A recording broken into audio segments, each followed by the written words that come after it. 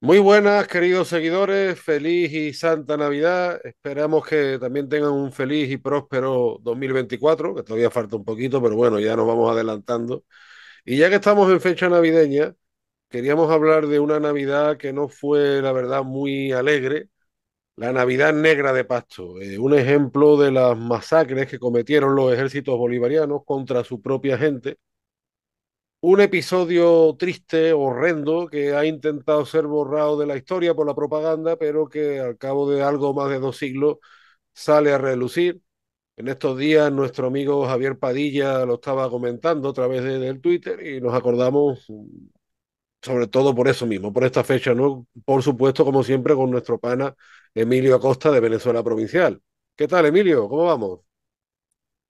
Hola Antonio, bueno, antes que nada, darte las gracias por la invitación a tu canal de YouTube, como siempre, Antonio Moreno Ruiz, y darte una feliz Navidad a ti y a todos nuestros seguidores. Y sí, vamos a estar hablando de la Navidad Negra de Pasto, ¿no? Que hay que decirlo, es uno de los hechos más vergonzosos de la guerra de independencia hispanoamericana o guerra de secesión, como lo queramos llamar, ¿no?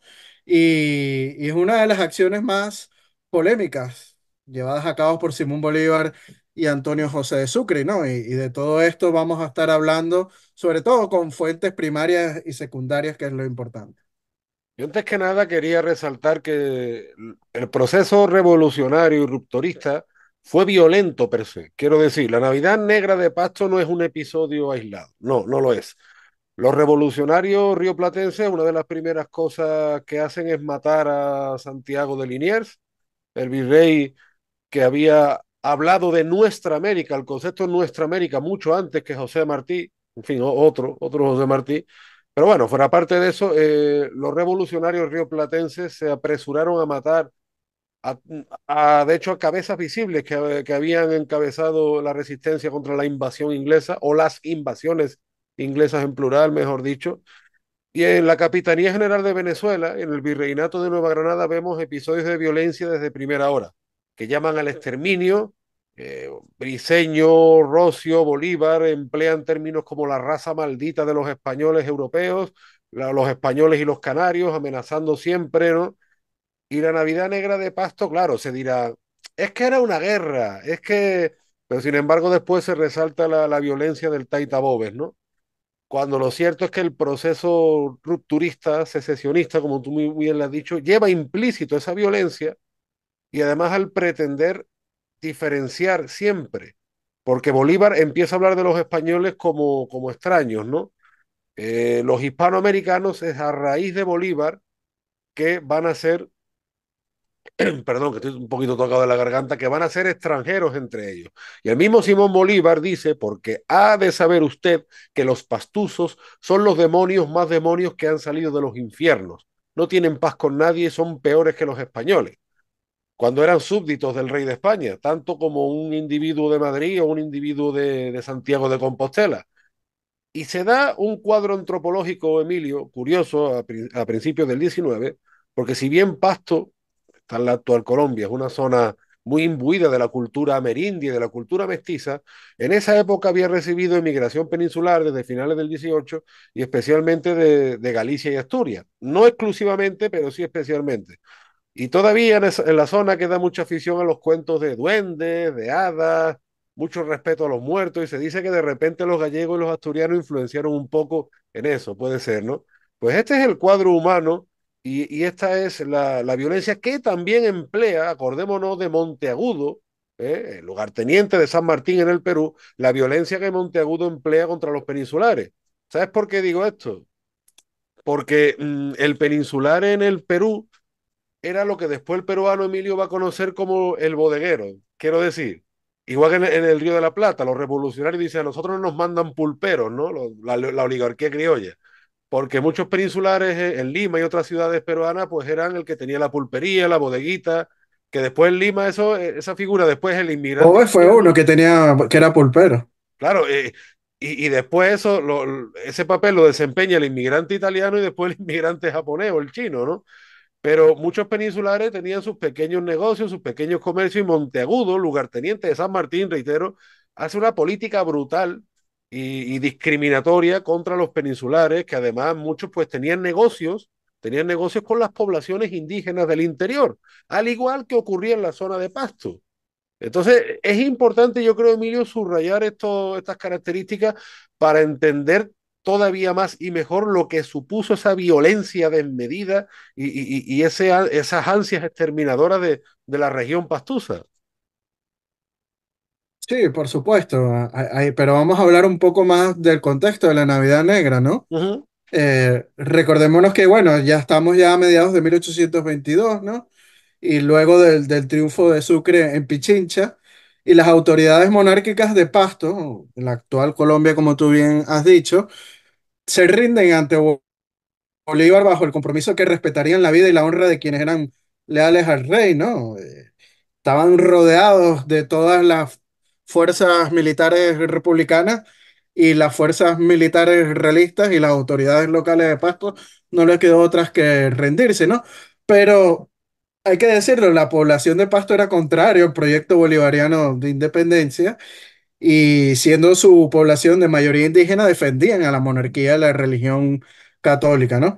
Sobre todo viendo la geografía montañosa de la zona, ¿no? Los ayudó a defenderse ante los ataques, sobre todo del ejército republicano, ¿no? Y es por eso que aguantaron tanto hasta el final.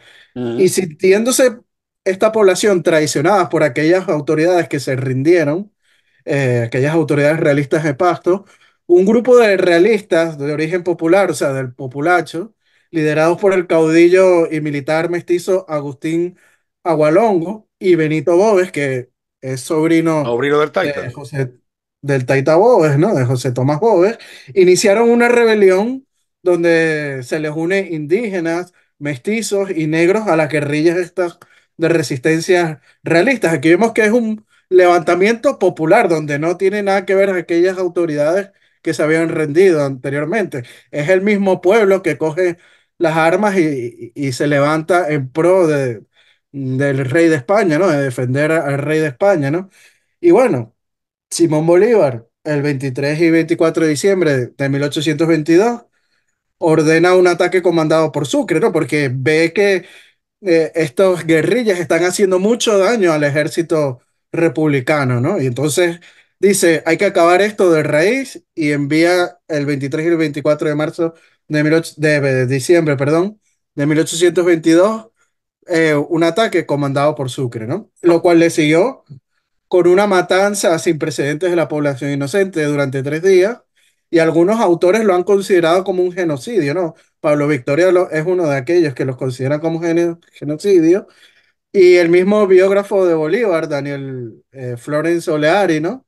Este irlandés que fue edecán de Simón Bolívar, él mismo condena esta acción. Si quieres, te lo cito rápidamente de sus memorias. Dice lo siguiente, Uh -huh. abrimos comillas. En la horrible matanza que siguió soldados y paisanos, hombres y mujeres fueron promiscuamente sacrificados.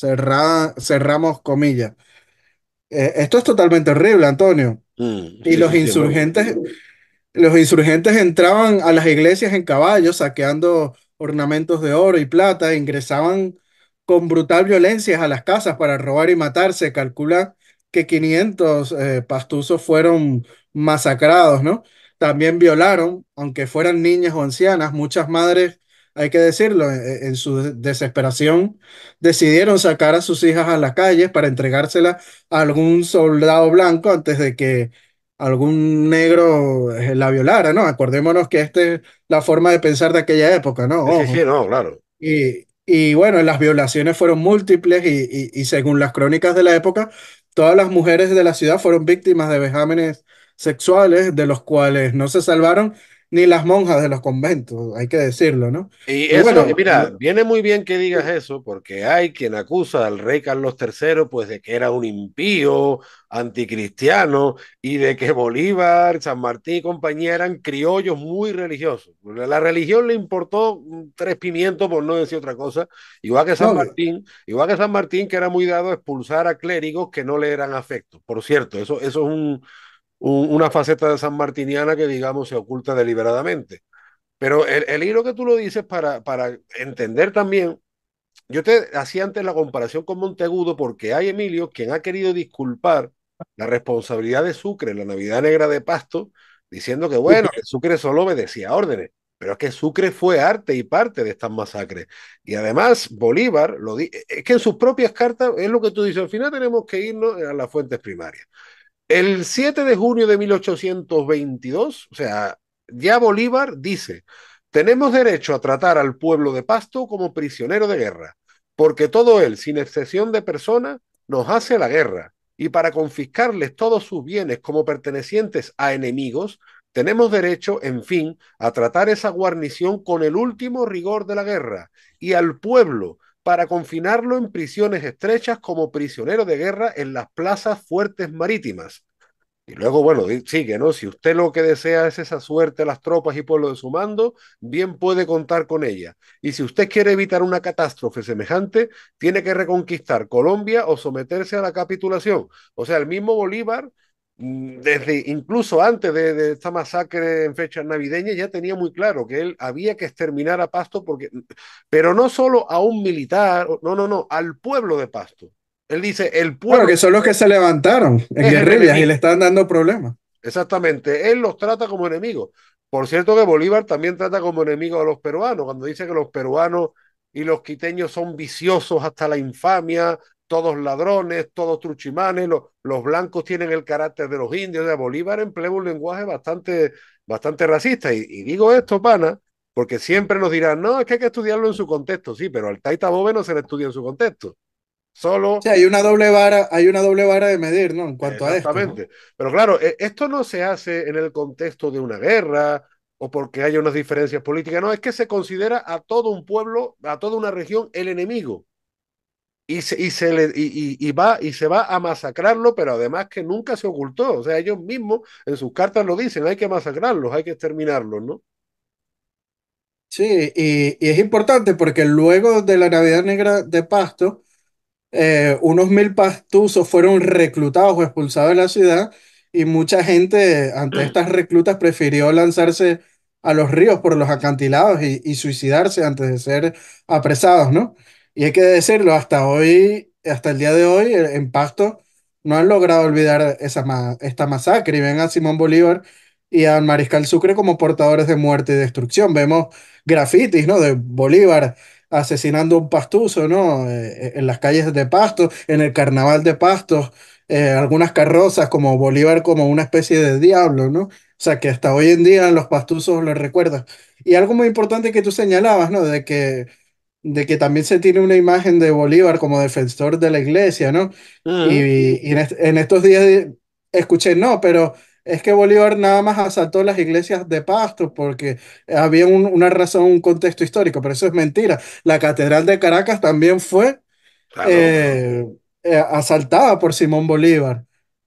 Sí, sí, no, Se bueno, llevó todas las alhajas y todo el oro que había en la Catedral de Caracas. Esto era muy común, hecho por su persona, ¿no?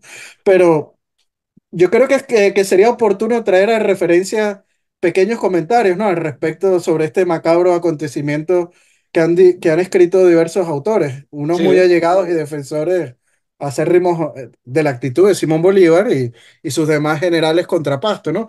Por aquello de hacía la guerra y otros prontos imparciales, ¿no? Pero es lo cierto que los unos y los otros no pudieron ni se podrá ocultar el acto criminal que se cometió contra una población civil indefensa, como vamos a observar a continuación. Antonio, Ujú. el historiador José Manuel Restrepo, que fue ministro de Simón Bolívar, narra así el acontecimiento. Al amanecer del 24, los cuerpos desfilaron sin detenerse por la fragosa montaña que separa a Yancuquer de Pasto tardaron mucho en atravesarla, y hasta las 12 del día no avistaron a los facciosos apostados en las alturas y quebradas que rodean a la ciudad por la parte sur. A la 1 de la tarde fueron destinadas la primera y la quinta de rifles a tomar las alturas que ocupaban los rebeldes a nuestra izquierda. El resto del batallón, con su coronel y el general Barreto, se dirigieron contra la principal estancia del enemigo, habiéndose esta sobre la iglesia de Santiago, circuida de un terreno excesivamente cortado y en donde los pastusos se creían invencibles con el auxilio de aquel santo apóstol, patrón de España, ¿no? Ujú. Alberto Montezuma Hurtado manifiesta lo siguiente: según se refiere a la crónica, la propia imagen de Santiago fue puesta en medio de los defensores como un gran general y más bien cayó al suelo en uno de los lances del combate, convirtiéndose en estorbo, y mientras sus decepcionados partidarios le echaban en cara tan lamentable inutilidad. A las 3 de la tarde, la dispersión de los facciosos se hizo incontenible. El sujeto Bobes tomó camino de Oriente con unos clérigos españoles y varias gentes de fusil. Agualongo y Merchacano se acogieron a sus montes hospitalarios y entonces, bajo la vista inexplicable gorda del general Sucre, los vencedores se entregaron al saqueo de la ciudad, distinguiéndose por sus atrocidades el famoso batallón de rifles, con su jefe Arturo Sanders a la cabeza. Sobre los hechos no existe un solo recuerdo amargo o descomedido, no hay tampoco un solo comentario en prueba de lo cual se transcriben ahora los diversos y conocidos historiadores. Te digo lo siguiente, por ser corto, de don José Ujú. Manuel Grot: las tropas irritadas con la obstinada guerra que le hacían los pastusos saquearon la ciudad y el general Sucre hubo de permitírselo. Allí no hallaron casi gente, todos los hombres habían huido, no habían sino las monjas y algunas mujeres refugiadas en el convento. De don Carlos Pereira, Sucre tuvo que destrozar a los combatientes y tuvo que presenciar después, lleno de profundo desaliento, la matanza que siguió el combate. Del general Tomás Cipriano de Mosquera, el encono del batallón de rifles por el rechazo que sufrió en Taindala en el mes anterior les hizo ser cruel y no dio cuartel de lo que provino que murieran más de 400 hombres, mientras que los cuerpos del gobierno nacional solamente se tuvieron 6 muertos y 40 heridos. El general Sucre tuvo que restablecer la disciplina y sujetar a rifles, poniéndose a la cabeza del batallón Bogotá. Este castigo cruel que sufrieron los pastusos produjo que la guerra durara 2 años más. Y bueno, si quieres comentar algo antes de seguir, Antonio. Sí, no, la guerra dura 2 años más, pues claro, además ten en cuenta que la Navidad Negra de 1822 y Agualongo, que tú bien lo has citado, Ujú. Agualongo lo matan en el 24, 2 años después, incluso hasta el 25 y el 26 tenemos gente todavía defendiendo la causa realista. A mí me resulta interesante el detalle de cómo el Taita Boves, perdón, Benito Boves, el sobrino del Taita, está en esta aventura, por así decirlo, realista, porque muchos dicen que no, que su tío Boves, bueno, el mismo Hugo Chávez lo decía, no fue realista, sino que bueno, que era una circunstancia, porque lo que quieren ocultar, en este caso la propaganda, es que buena parte de los hispanoamericanos con X sensibilidades, pero defendían la causa realista. Y tanto el tío como el sobrino eran profundamente realistas. Entonces, claro, no quieren explicar, o sea, es como que hay que ocultar a toda costa de que una parte de esa América española sí luchaba contra Bolívar, sí luchaba contra Sucre, contra San Martín, contra O'Higgins, y como dice el profesor Tomás Pérez Bejo, fue fundamentalmente una guerra civil, pero una guerra civil absolutamente sangrienta. Y además, a mí me gustaría también recordar que Pasto apenas tuvo auxilio de otras partes. Como tú bien decías, los pastusos se tuvieron que defender solos con muy pocos medios, aprovechando su geografía. Pero fíjate, ya pasada la Navidad Negra, en junio de 1823, a pesar de la masacre, había gente que se volvía a levantar contra los bolivarianos y el mismo Simón Bolívar dice, la infame Pasto ha vuelto a levantar su odiosa cabeza de sedición, pero esta cabeza quedará cortada para siempre. Esta vez será la última de la vida de Pasto. Desaparecerá del catálogo de los pueblos si sus viles moradores no rinden sus armas a Colombia antes de disparar un tiro. O sea, no está llamando solo a los realistas, sino a los pastusos en general, le está llamando viles moradores. Igual que a los peruanos y a los quiteños les llamaba ladrones, mentirosos, embusteros, truchimanes, esa palabra que ha desaparecido, ¿no? O sea, él señalaba a todo el pueblo de Pasto, igual que en su día señala a los peruanos y a los quiteños, ¿no?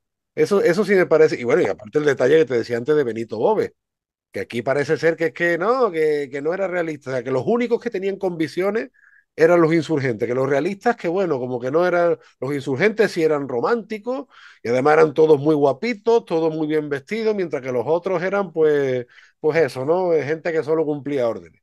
O sea, el relato que se ha montado y cómo se han intentado ocultar esta violencia, este odio, pues, todo proceso rupturista, revolucionario lleva implícito eso, como también pasó en Europa, ¿no? Mira la Revolución Francesa, por ejemplo. Sí, totalmente de acuerdo contigo, pero qué bueno que citaste esa carta de Simón Bolívar, que por cierto la escribió el general Francisco de Paula Santander Mm. desde Quito, el Que 21 de después julio. acaban peleados, pana, después Bolívar y Sí, Santander acaban peleados. bueno, Bolívar terminó peleado con todo el mundo, por eso es que se va al exilio después de Sí, sí. 1830, ¿no? Pero bueno, esa carta es muy buena del 21 de julio de 1823 porque hay una parte que si quieres te la cito, abro comillas, dice Bolívar, logramos en fin Sí, destruir a los pastusos. No sé si me equivoco como me he equivocado otras veces con esos malditos hombres, pero me parece que por ahora no levantarán más su cabeza a los muertos, dice Bolívar, ¿no? Y también en una carta a Francisco Pablo de Santander, pero escrita desde Potosí el 21 de octubre de 1825, dice lo siguiente Bolívar, abro comillas, los pastusos deben ser aniquilados y sus mujeres e hijos transportados a otra parte, dando a aquel país una colonia militar. De otro modo, Colombia se acordará de los pastusos cuando haya el menor alboroto o embarazo, aun cuando sea de aquí a 100 años, porque jamás se olvidarán de nuestros estragos aunque demasiados merecidos. Cierro comillas. pues Estas son sí. unas palabras de Bolívar demasiado fuertes contra la misma población de su mismo territorio, ¿no? Que a Y mí, hay un general insurgente, sí, no, dime. o sea, que a mí lo que me llama la atención que sobre este episodio durante tantos años se haya pasado de puntilla cuando el mismo Bolívar no lo ocultó nunca, ni los bolivarianos lo ocultaron nunca, al contrario, se vanagloriaron de lo que habían hecho. Y sin embargo, ha intentado como que ser, no, pero bueno, la Navidad Negra, no, o sea, como la han intentado ocultar yo creo que demasiado tiempo cuando sus protagonistas fueron todo lo contrario, presumieron de lo que hicieron, ¿no? No, y no solo está la Navidad Negra de Pasto, también están las matanzas hechas por Bolívar en La Guaira y Ujú. Caracas en 1814, o las matanzas en las misiones del Caroní, donde asesinaron a muchísimos frailes, ¿no? De aquellas misiones, y las matanzas en La Guajira contra los indios guajiros, o sea, hechas sobre todo por la Legión Británica, ¿no? Pero bueno, eso es otro tema. Vamos a seguir en el tema Sí, central que es sí. Pasto. Hay un general republicano que se llama José María Obando, que también habla sobre los excesos de Pasto y responsabiliza a los mismos, al mismísimo Mariscal Sucre, ¿no? Si quieres, abrimos comillas para citar a José María Obando. Dice Ujú. lo siguiente. No se sabe cómo pudo caber en un hombre tan moral, humano e ilustrado como el general Sucre la medida altamente impolítica y sobremanera cruel de entregar aquella ciudad a muchos días de saqueo, de asesinatos y de cuanta inequidad es capaz la licencia armada. Las puertas de los domicilios se abrían con la explosión de los fusiles para matar al propietario, al padre, a la esposa, al hermano y hacerse dueño el brutal soldado de las propiedades, de las hijas, de las hermanas, de las esposas. Hubo madre que en su despecho salióse a la calle llevando a su hija de la mano para entregarla a un soldado blanco antes que a otro negro. Dispusiese de su inocencia. Los templos llenos de depósitos y de refugiados fueron también asaltados y saqueados. La esencia se resiste a referir tantos actos de inmoralidad, cerramos comillas, ¿no? Y si quieres podemos citarte a otras más fuentes, ¿no? Sí, sí, sí, no. Está No, el mismo José. por fuentes no, no hay problema porque es que ya te digo, nunca lo ocultaron, sino que al contrario. Sí, totalmente. Es más, si quieres te volvemos a citar a José Manuel Restrepo, que es historiador y coetáneo a los acontecimientos y profundo admirador de Bolívar y de su ejército, ¿no? Y fue ministro de Bolívar. Dice al respecto lo siguiente, coma, después de hora y media de combate, los facciosos, léase los pastusos, fueron derrotados completamente en todos los puntos. Los dispersos huyeron.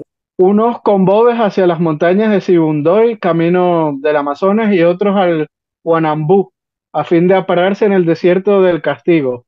En el acto fue ocupada la ciudad, en la que solo hallaron las monjas y unas pocas mujeres, acogidas al convento. Se refiere al de las conceptas. Los hombres se habían huido todos llevándose las armas. Desgraciadamente la ciudad fue saqueada por las tropas vencedores, irritadas sobremanera por la obstinada resistencia que habían hecho sus habitantes. Los pastusos tuvieron cerca de 800 muertos en los diferentes combates. Se le tomaron muy pocos prisioneros a causa de la vigorosa terquedad con que se defendían. Por una rara fortuna, el general Sucre perdió solo 8 muertos y 32 heridos, cerramos comillas. Y este es uno de los que fue ministro de Simón Bolívar. Sí, diciendo toda no, la verdad de lo que ocurrió, ¿no?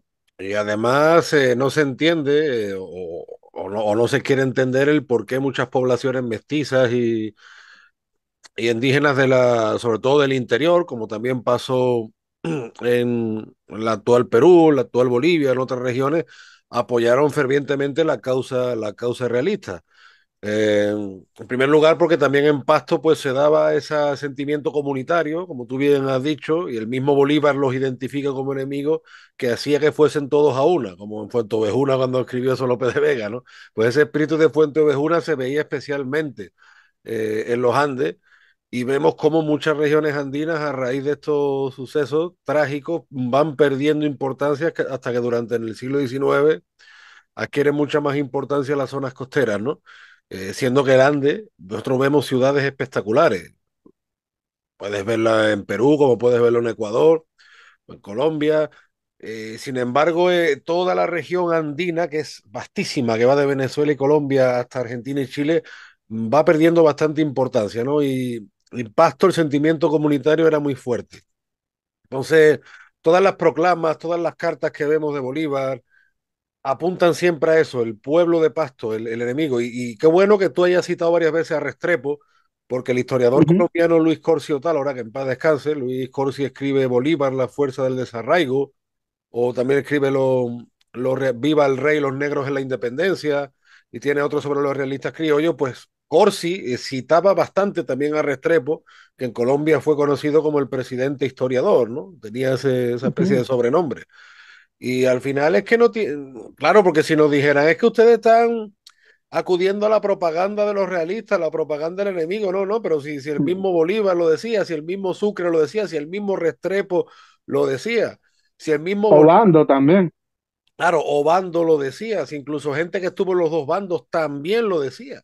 Entonces, bueno, yo creo que tenemos que reconocer este episodio trágico de nuestra historia, que no es solo la historia de Colombia, Ujú. no, no, es la historia de hispánica, la historia de una ruptura violenta, premeditada, y que fueron a sangre y fuego no ya contra los militares, sino contra la población.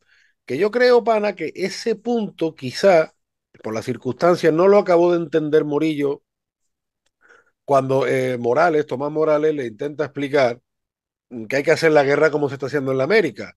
Te digo porque se me ha venido a la mente la conversación que tú tuviste con el profesor Tomás Pérez Bejo del conflicto tan sangriento, porque claro, de repente, no digo Morillo en sí, sino esa expedición estaba pensada como para restablecer la autoridad, pero es que la vaina, como, perdón, la vaina se había hecho mucho más loca, porque había sido un conflicto desde el inicio muy sangriento, no solo una pérdida de autoridad, sino un conflicto especialmente sangriento, además hecho contra poblaciones enteras, que es lo que quizás en la península o no habían llegado suficientes informaciones o no se estaba entendiendo. Sí, bueno, de todas formas, muchos informes que se le enviaron al rey, se le habló justamente de esta eh, masacre que estaba ocurriendo en América.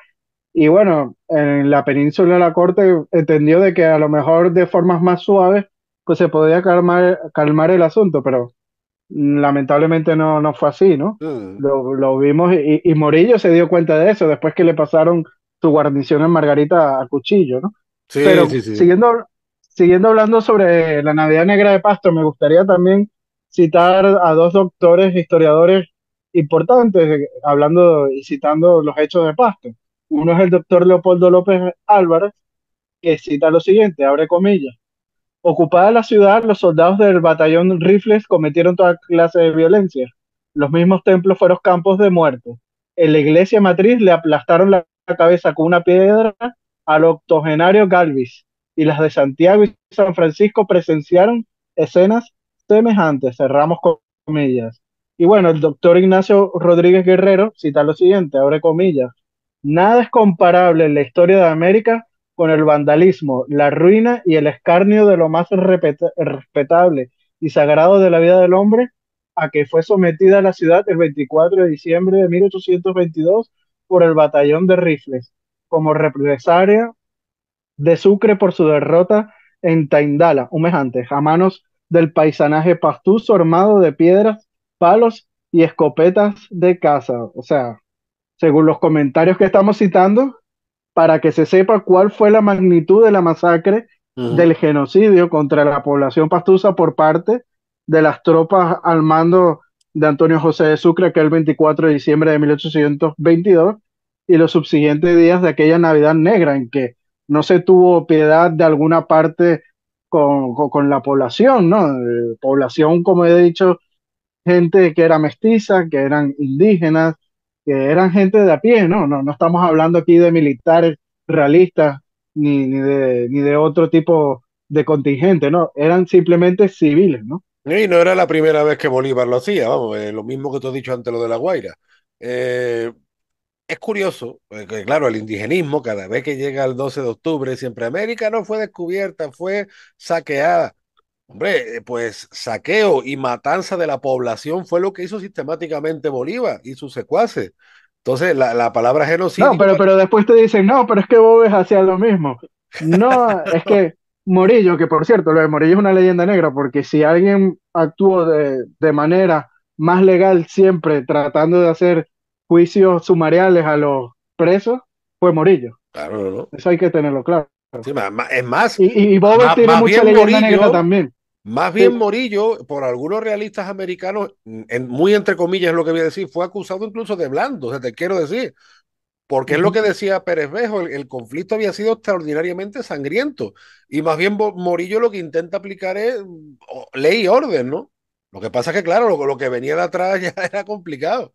Incluso date cuenta que Morillo llega a prohibir algunos homenajes a Boves por una política de pacificación de espíritus, expresión que se utiliza en esa época, como tú bien dices, porque se pensaba que, bueno, vamos a emplear un poco de concordia, pero claro, es que lo que había detrás era mucha tela y el episodio de la Navidad Negra de Pasto es la tónica a seguir por Bolívar. Esto no es un caso aislado, no fue un caso de incontrolado, no fue lo que salía de madre, no señor. Igual que no lo fue lo de La Guaira, igual que no lo fue las muchas barbaridades que hizo Monteagudo en el Perú, es que, o lo que hicieron en el Río de la Plata, es que fue una constante. No, y si nos ponemos a ver, el mismo Boves, que ojo, no era una hermanita de No, la no, caridad claro. ni un santo, pues era un hombre, qué decirlo, sangriento, pero también se le exagera mucho las acciones, ¿no? Se le mete sadismo, como aquel baile de Valencia, que casi que sacaba un látigo, ¿no? Y caía a latigazo a las mujeres, cosas totalmente exageradas, ¿no? Y también a otro baile donde en Cumaná, donde Mm. supuestamente mató a unos músicos, que también hay otra misma versión en Barcelona idéntica, o sea, será que la tenía cogida con los músicos, ¿no? En Valencia también se dice que a los músicos los pasó por armas. Y si te pones a ver No, no le gustaba la otra, música. sí, al parecer, ¿no? Y si te pones a ver otras fuentes, no hablan nada de eso, inclusive se dice que en el baile de Cumaná se asesinó a Juan José Landaeta, ¿no? Y José Domingo Díaz dice que no, que Juan José Landaeta había muerto en 1812 en el terremoto. O Imagínate. sea, se le están cargando muertos y cosas que no son abogas, ¿no? Que como digo, o sea, no era una hermanita de la caridad, pero se le No. exageran los hechos, ¿no? Y muchos dicen, no, pero es que Bolívar fue sangriento contra Pasto y contra todas estas poblaciones porque los realistas eran sangrientos. Pero es que si los que empezaron las matanzas desde el primer momento, cuando se declara la independencia en Caracas en 1811, que se levanta coro, inclusive en 1810, desde el 19 de abril, Coro se mantiene leal a la Junta Central Peninsular y Caracas que funda su propia Junta Suprema a favor de los derechos de Fernando VII, envía al Marqués del Toro con militares, con fuerzas militares, a masacrar a Coro. O sea, vemos los mismos republicanos que después declaran las independencias, que cuando declaran la independencia, muchos vecinos y hasta canarios se levantaron en contra de esa independencia y fueron muchos degollados en Caracas, pues vemos que fue iniciada justamente por los republicanos. Y después ni hablar también cuando Francisco de Miranda asedia Valencia en ese mismo periodo de la Primera República. O sea, estamos hablando mucho antes de la mismísima guerra a muerte declarada por Bolívar y seguida por Boves, hay que decirlo de esa manera. Sí, sí, ¿no? Y lo que decíamos antes también del asesinato de Liniers, pero es que incluso los insurgentes en Cuba van a emplear la mismo. En Cuba, buena parte de la población local apoyaba a las autoridades, que en aquella época, desde luego, las autoridades españolas eran también de aquella manera, todo hay que decirlo. ¿Pero por qué? Porque una de las cosas que hacían era meterle fuego a las haciendas y a todo lo que se movía. Y en eso que hacían los mambises, pues muchas veces morían trabajadores del campo que no tenían nada que ver con la guerra, ¿no? Entonces, claro, si tu manera de decir, no, yo lucho por la libertad, sí, quemando casas y quemando vidas inocentes. En fin, pana, pues bueno, la verdad que dentro de todo, como siempre, un placer hablar contigo, aunque sea de estos temas, pues tú sabes que nos llevan a una tragedia, más en estas fechas tan entrañables, ¿no? Me acuerdo mucho de mi amigo Manuel Martín Montero, un gran hispanista de Granada. Granada ha dado brillantes mentes hispanistas siempre. Acordémonos, pues desde el mismo Federico García Lorca hasta Ángel Ganiveto, hasta el significado que tiene Granada en el blasón hispánico, ¿no? Y bueno, pues Manuel Martín Montero siempre me recuerda que en el 24 se cumple el bicentenario de Agualongo, que es un año que va a ser clave para la defensa de este personaje histórico. Manuel, de hecho, fue responsable de mandarle una corona de flores por todo lo que había luchado, porque lo mismo que Agualongo decía, por más vidas que tuviera, pues todas esas vidas las emplearía en el servicio de la religión católica y del rey de España. A Agualongo le ofrecieron capitular, le ofrecieron, perdón, cambiarse de bando, y no, fue a la muerte pues con absoluta fidelidad al rey de España, como fueron muchos mestizos y como fueron muchos indios. Y hay que decirlo, pana, la Nueva Granada también muchos negros y mulatos defendieron a la monarquía hispánica y lucharon contra Bolívar. Vaya nuestro recuerdo por todos ellos. Reiteramos, pues le Saludos, deseamos Manuel, a... por cierto, Sí, que me invitó a una conferencia ahí en Granada. claro que sí, sí, sí, Manuel es un hispanista de los que no hay, ¿no?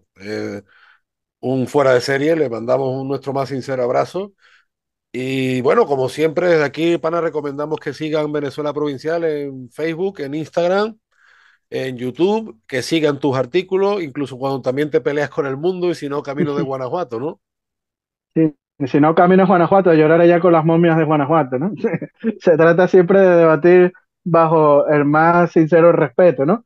Y bueno, también recordarle a los seguidores de Venezuela Provincial, seguir a Antonio Moreno Ruiz en sus redes sociales, está en Twitter, en Instagram y en Facebook y también en YouTube, ahí puede suscribirse a su canal. Y bueno, también aprovechamos, Antonio, para enviarles un fuerte saludo y abrazo a Gabriela Arrieta, Ángel Suárez, Juan Cristóbal García, Lome Lizán, Daniel Sierra, Domingo González, Mario Pérez, Fran García, que son nuestros mecenas y patrocinantes en Patreon, ¿no? Si desean ser, pues, mecenas y patrocinantes, pueden hacerlo a través de tanto del Patreon de Venezuela Provincial como el de Antonio Moreno Ruiz, con tan solo 1 euro, lo que puede costar una caja de chicle, pues ya nos están ayudando en esta labor de divulgación histórica. Ya ni los chicles cuestan eso, Yo creo que ni eso ya ya. ni los chicles. En fin, pana, pues como siempre un placer y lo dicho, pronto volvemos con más temas hispánicos. Te mando un fuerte abrazo desde el puerto y la puerta de las Indias. Y yo otros de la Bella Corte de Madrid, Antonio. Hasta la próxima. Chao, chao. Adiós.